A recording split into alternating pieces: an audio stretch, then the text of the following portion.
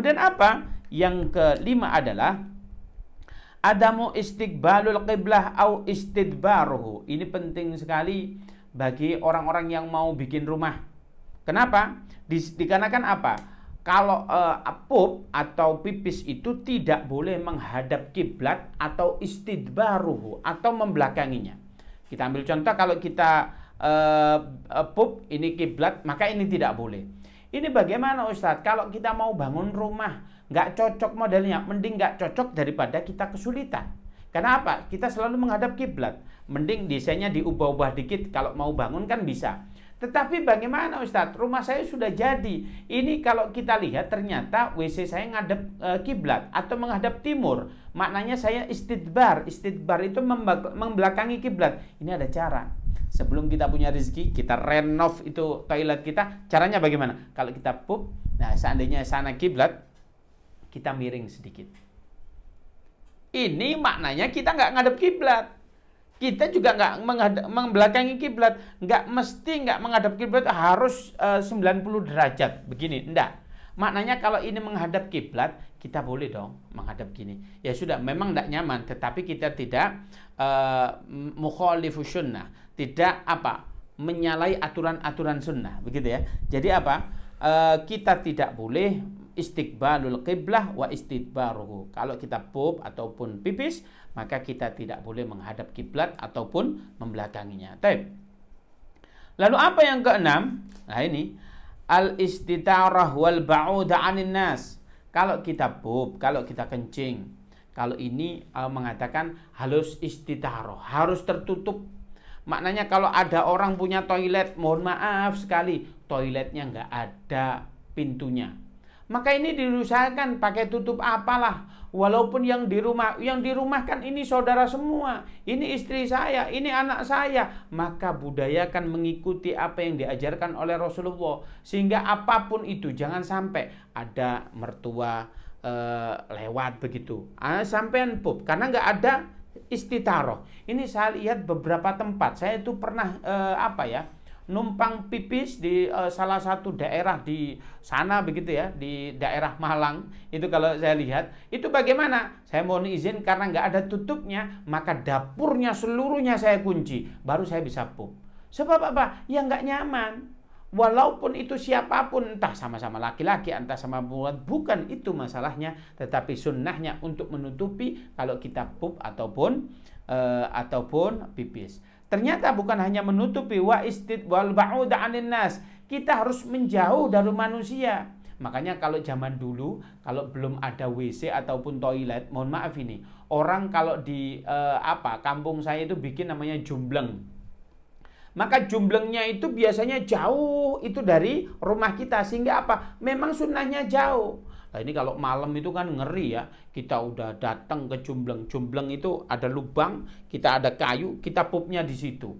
Tapi kan kita jauh, ini kan takut malam-malam. Nah itu zaman dulu. Alhamdulillah sekarang sudah dimudahkan oleh beberapa hal. Oleh karena itu dengan kemudahan ini kita patut bersyukur. Tetapi boleh kamar mandi itu di dalam rumah kita asalkan tertutup dengan rapi.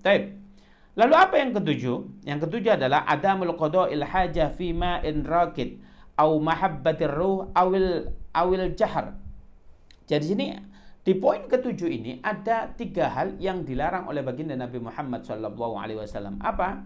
Yaitu tatkala kita pup atau BAB. Yang pertama adalah jangan kalian pup di tempat air yang tenang. Ini ada sungai nih, sungainya tenang begitu ya, nggak ada aliran begitu kan, ada ya sungai model begitu, maka Anda dilarang pup di situ. Karena kalau kau pup, itu kemana-mana itu pisang goreng kita itu, nggak kemana-mana di situ, jadi dilihat orang nggak bagus. Oleh karena itu kalau kita pup tidak boleh di air yang tenang. Yang kedua, au mahabbatir rih, yaitu di tempat yang mana anginnya kenceng.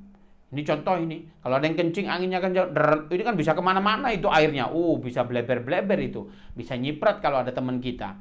Itu kalau memang kencing. Kalau pup, bagaimana? Kalau banyak angin, orang kasihan.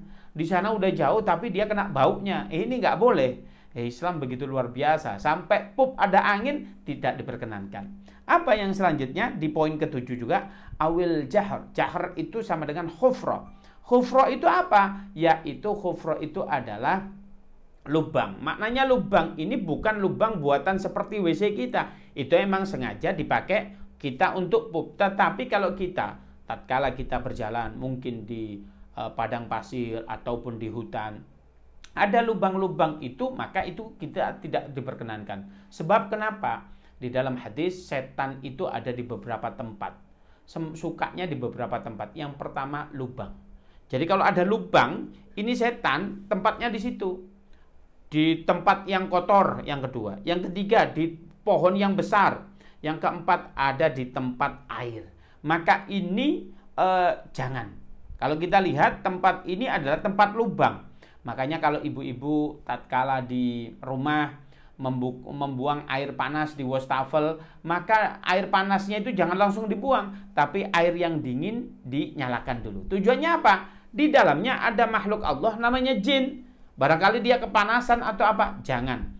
Sebab zaman dulu itu kalau ada itu anak main di sungai tiba-tiba pulang sudah terhitan. Ada itu.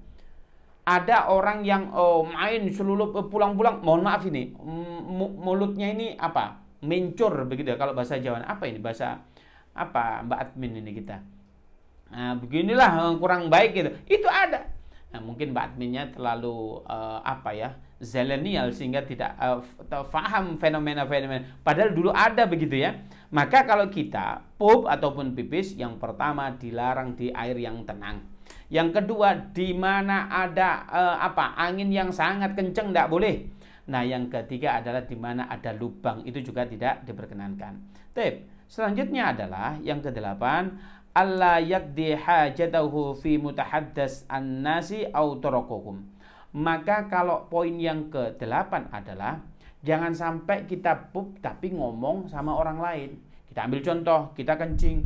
Woi, gimana habis ini kita kemana? Nah, kan di mall itu kencing ya, sudah sambil berdiri itu tidak boleh. Tapi mutahaddatsin anin nas ini gimana? Ah ini gimana? Ini apa segala macam. Maka ini tidak diperkenankan, tidak boleh. Atau toiletnya tertutup, kita pup. Udah apa belum? Ayo nih, kita habis ini kemana? Ngobrol semacam ini dilarang oleh baginda Nabi Muhammad SAW. La yajlisu min aradal qada hajatahu fil makanil ladzi yatahaddatsu anin nas. Jangan sampai kalian itu kalau pup ataupun pipis di tempat yang memudahkan kita ngobrol sama orang lain. Kalau zaman sekarang sulit ya tempatnya nggak apa-apa, tetapi ngomongnya jangan. Itu ya, itu yang ke-8. Selanjutnya adalah yang ke-9. Yang ke-9 adalah karahatul baul qaiman. Dimakruhkan untuk kencing sambil berdiri. Ini bukan hanya laki-laki, maka perempuan juga menjalankan. Kalau tidak percaya, tatkala kita ibu-ibu ini terutama pas mandi gitu, kalau pengen pipis, apakah duduk dulu pas mandi? Enggak, langsung kan biasanya. Nah, ibu-ibu kan begitu juga. Maka ini jangan. Kalau pengen pipis, sunnahnya sambil duduk. Begitu juga laki-laki. Wah, laki-laki ini kalau saya melihat ini, bukan mengkritik ini, melihat sendiri para sopir-sopir itu kencing berdiri. Wah, kata Pak sopir, erus ngumbah ban. Apa itu erus? Ya sambil nyuci ban begitu ya. Dikencingin itu bannya, maka itu tidak boleh. Maka disunnahkan kalau kencing itu duduknya model kayak tadi.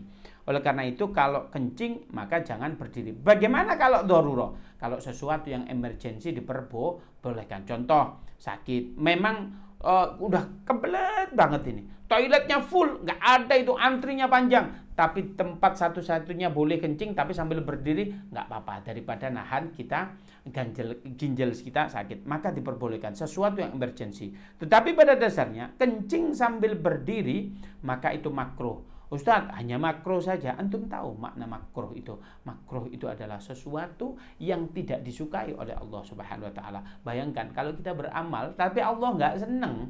Ini kan bahaya sekali.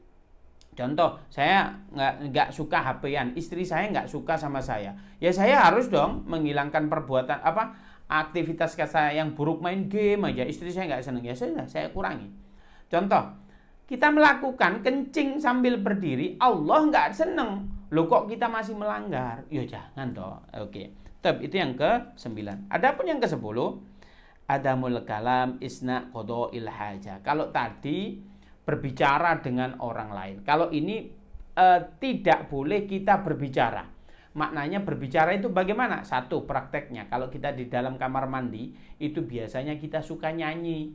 Ataupun ini bagi ibu-ibu ini, kalau malam hari takut gitu ke toilet gitu ya, biasanya nyanyi-nyanyi sendiri itu. Nah, nah, nah, nah, nah, nah, nah. Ini tidak boleh. Karena di kamar mandi sepi begitu ya malam hari. Nah, nah, nah, nah itu tidak boleh gitu. Nah, ini admin saya senyum-senyum karena ke toiletnya nggak berani sendiri, diantar ibunya ini. Udah gede padahal. Lah ini bagaimana? Ini nggak boleh. Kalau yang pertama nyanyi atau bersiul ataupun apa nggak boleh. Tetapi bagaimana cara berbicaranya? Kalau kita butuh sesuatu, maka juga dilarang oleh baginda Nabi. Maknanya apa? Woi tolong dong ini airnya nyalain. Itu nggak boleh. Karena kenapa? Maknanya kita sebelum belum mempersiapkan apa yang menjadi kebutuhan kita. Jangan sampai kita mandi, woi tolong ambilin anduk. Ih belum bawa anduk, ini gimana? Nggak pas begitu ya. Oleh karena itu yang ke-10 itu dilarang kalau kita masuk kamar mandi ataupun toilet dalam yang ada WC-nya maupun tidak, jangan kita mengeluarkan suara. Begitu ya. Kita itu biasanya refleks gitu. Dingin banget. Itu kan kadang begitu kalau dingin itu. Sebab di Malang ini ya dingin begitu ya.